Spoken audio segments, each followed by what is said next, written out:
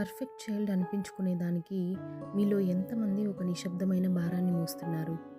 మనం ఎంతో కష్టపడి నిర్మించుకున్న మన ప్రపంచం ఒక్కసారిగా కూలిపోయినప్పుడు మనం కేవలం ఉద్యోగాన్నో లేక హోదాన్నో కోల్పోము.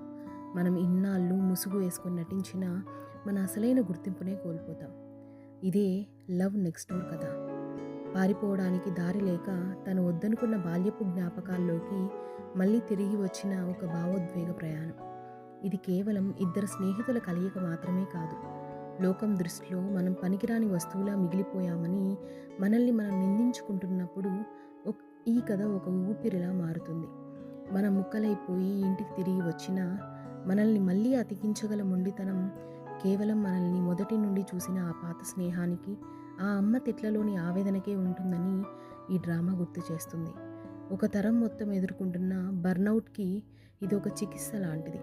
సున్నా నుండి జీవితాన్ని మళ్ళీ మొదలు పెట్టడం తప్పు కాదని, మన ముసుగులు తీసేసి మనసారా ఏడవగలిగే చోటే మన అసలైన ప్రపంచం మొదలవుతుందని ఈ కథ మన హృదయాల్ని హత్తుకుంటుంది. ఇది కేవలం కథ మాత్రమే కాదు, ఓడిపోయిన మనసులకు ఇది ఒక ఆశ్రయం.